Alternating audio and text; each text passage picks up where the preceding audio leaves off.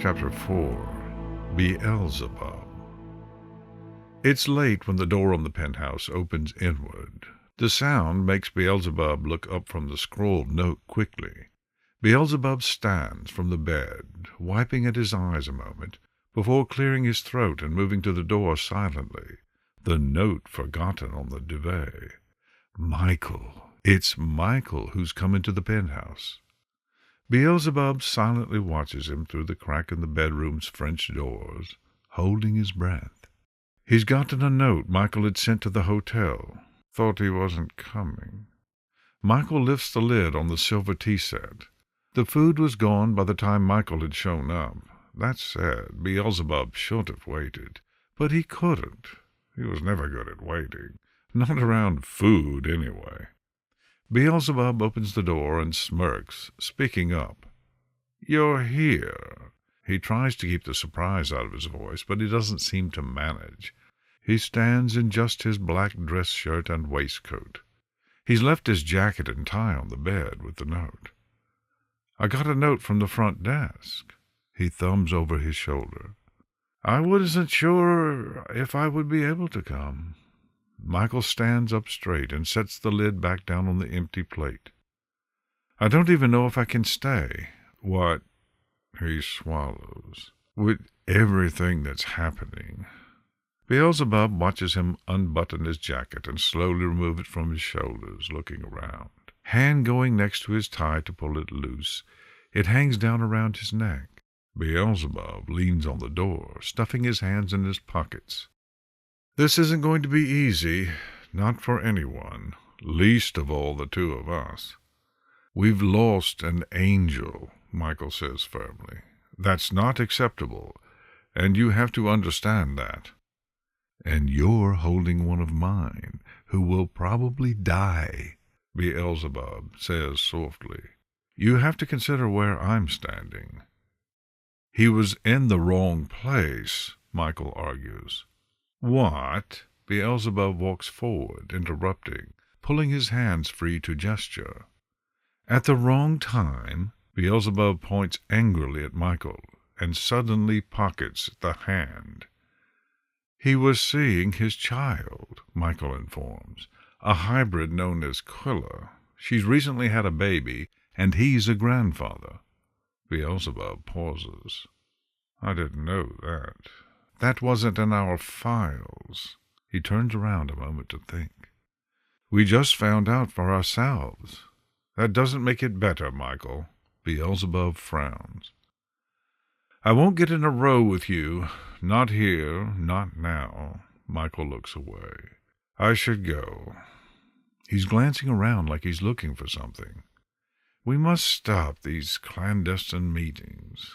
He doesn't sound like he means that part. And that breaks something in Beelzebub. "No," Beelzebub says, a little too desperately. He gathers himself better, smoothing down his waistcoat. "Stay. Look, Michael, I'm sorry. Nergal is part of my own legion. If he dies, I'll get the great honor of feeling that death. Forgive me for being afraid of feeling that sensation again, because I have felt it many times, and it never gets better." Beelzebub bites out, turning to look at the wall for a moment. "You're his host?" Michael asks curiously, his voice taking on a sympathetic tone. "You've felt their destruction before? Your body of demons?" "It's what we call a legion, but yes, it's something like that," Beelzebub says softly. "When a legionnaire comes to hell, we feel their birth, and when a legionnaire dies, we have to feel that death also." Beelzebub walks over to the minibar and pours a drink. He can't keep Michael here, and this is hard enough as it is. "It's nothing. Go if you're going." "You asked me to stay." Beelzebub nods in agreement. He had. "Was this act," Michael sounds unsure, "ordered by the Crown?" Beelzebub turns and barks in return. "Of course it wasn't ordered by the Crown. I am the crown. Beelzebub takes a moment to calm himself, to take a heaving deep breath and let it out. We have a ceasefire. He has never broken it with any of his orders. It still stands, does it not? He shakes his head, reaching up to rub at his eyes. Fuck. We do have a ceasefire. It stands, Michael agrees. Beelzebub is looking away, but he can hear the footsteps.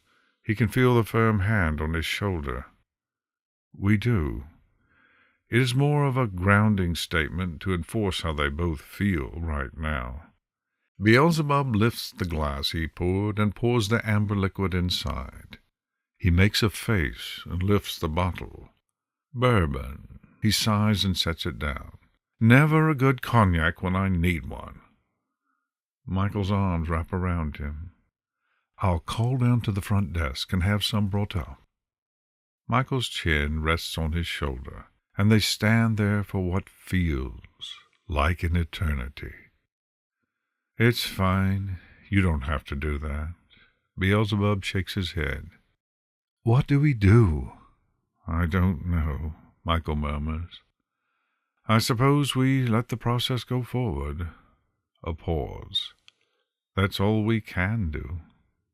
A kiss presses into his neck. Trust the process, Beelzebub asks softly. Trust the process, Michael agrees, kissing again. What happens if this breaks everything apart? Beelzebub asks, hands firmly leaning on the bar now, head down. The ache is so hard to fight. Beelzebub can feel Michael's hands back away from him, sliding away. We won't let that happen. Beelzebub keeps his eyes on the wooden bar top as if staring at it will suddenly reveal a solution. B. Michael's hands take his arms and physically turn him around. I love you. We won't let this destroy our peace agreement. Or us. Promise? That peace agreement is my vow to you. You have my word. I will not break it. And I just need yours. Michael smiles at him. You would trust the word of a demon. Beelzebub snorts. You're worse off than I thought. He tries to straighten himself out. I would trust your word, my love. Michael smiles at him. We will see this through. We have no other choice but to do so. Beelzebub looks up into those golden eyes with a firm nod. He slides like water into Michael's arms, and the angel lets out an audible sigh of relief. How long do you have? He shouldn't ask, because he doesn't want the answer. Not long enough, now. Let's talk about something else. He points to the silver tray. Is that room service? Beelzebub shrugs. Well, it was. Kinda ate it all when I thought you weren't coming. A binge, huh? Michael snorts. I can't leave you alone with food, can I? Apparently not. Beelzebub shakes his head. Best get used to it. He smiles. I am gluttony. He smirks. Though I have this. He pulls a small wrapped candy from his pocket and sets it in Michael's palm. Was from the bedroom. Something they call turn-down service, I guess. They leave them on the pillows. Pillow candies? Michael takes it and unwraps it. Pillow candies. They laugh together, and Beelzebub can't help how cathartic it feels to be with this angel, this archangel, this high commander of heaven, who loves him so. Michael pops the candy into his mouth and makes a face, but leans in, kissing Beelzebub deeply and pulling him into the bedroom, closing the French doors on the bedroom.